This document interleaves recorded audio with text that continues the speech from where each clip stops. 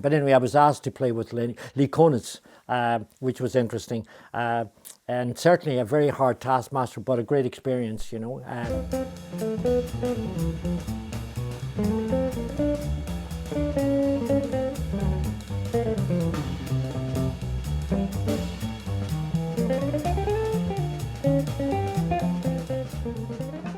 Some people wanted to follow suit a little bit and inviting American musicians over.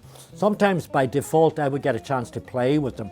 I got the chance to play I think Louis couldn't, I don't know what happened at the time, but anyway I was asked to play with Lee Konitz, which was interesting, and certainly a very hard taskmaster, but a great experience, you know. He was obviously one of the great alto players. He came from the Lenny Tristano school. Konitz came to Ireland.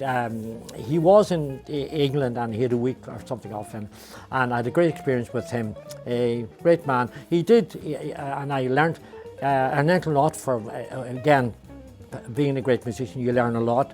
Playing with people like that is like a masterclass on stage, and whatever comments he'll make, if you take them to heart or not, you know.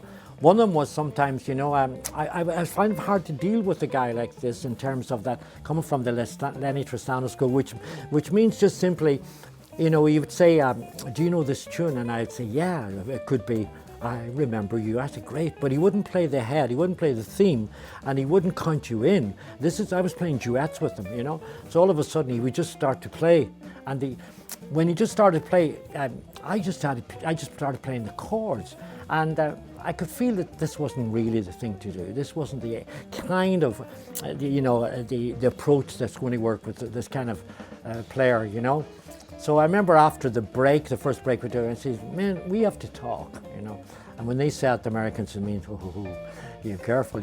But I think what he said to me was right, you know, just maybe like, and I should have known, let's just play lines, you see. So in fact, the second set, when he would call a tune, I might just play counter lines, I might just play counterpoint to him, you know, and that really took off. And so we had a couple of concerts after that, one in Belfast and all. So the minute I adopted this, play chords, but not just, you know, play like, you know, he'd go ba ba do ba, and I would answer that maybe, or a phrase that he would take, and that seemed to, and I should have known that because the Lenny Tristano school was playing more, not so much dealing with chords, all this melodic lines and counterpoint, weaving serpentine lines and things like that, you know. However, that was a great experience.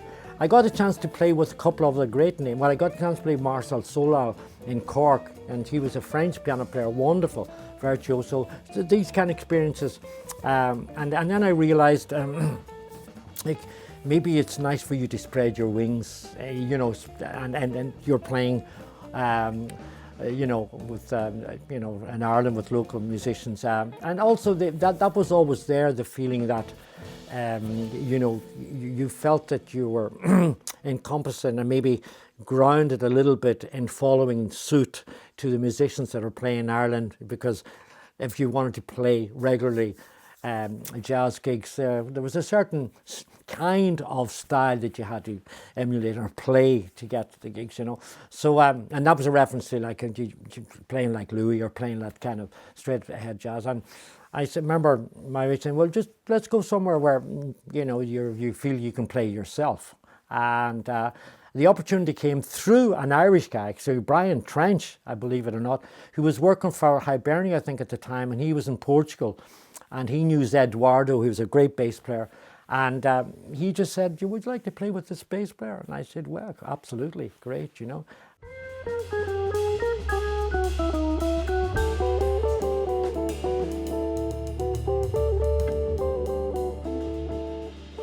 The other thing that's interesting with the Portuguese, there was American bass player there called Dave Gosden, and he was a great help to me.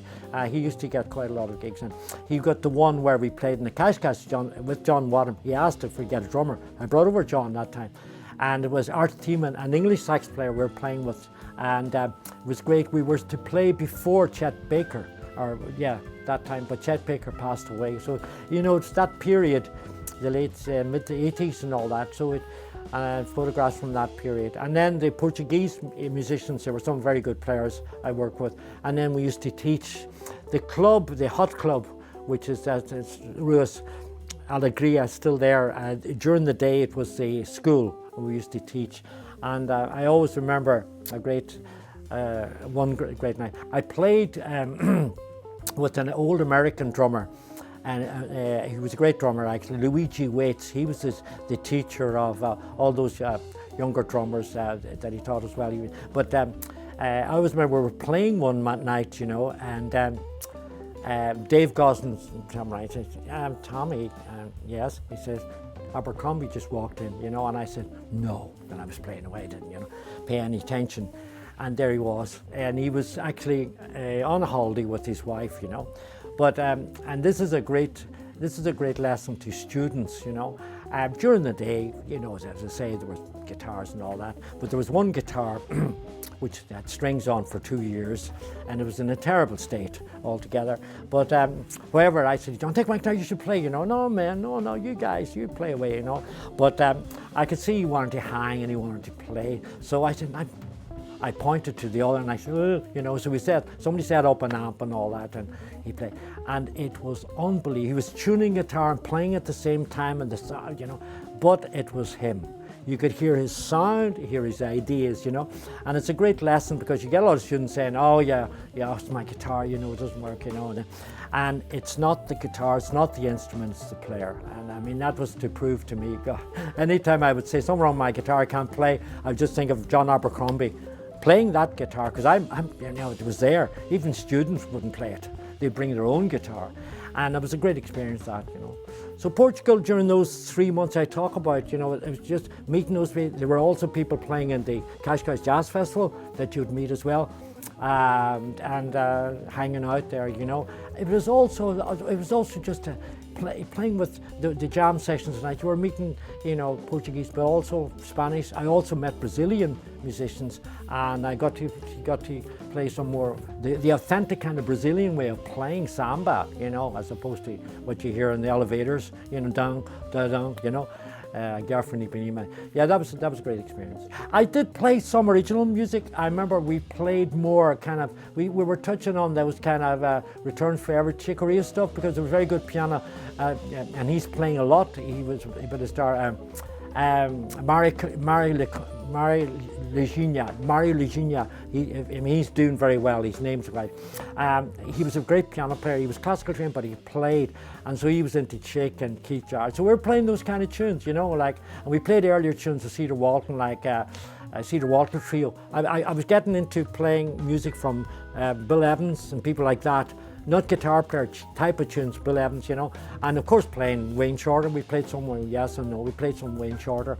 So my repertoire in Ireland would have mostly standards and some original, but then I got this opening of playing just tunes that I didn't seem to play in Ireland, yeah, you know, and getting, they would bring in the tunes and all, and they were also doing arrangements, which is great, you know, like, you know, starting on a pedal, maybe, you know, be doing reharmonizing tunes as well, like standards. Yeah, all that was happening to me.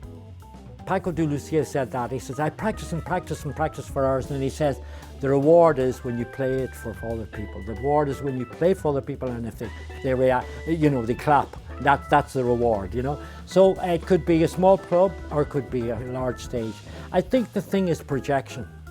Projection simply means that you're able to put it in the context. It's a bigger stage, and you project in such a way that the people are reacting to it.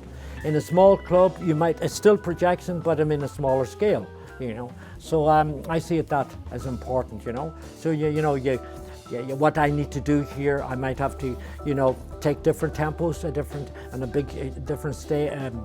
in a larger stage. Think of tempos, think of ways of presenting it differently, but it's the projection that's, for me, the important thing there.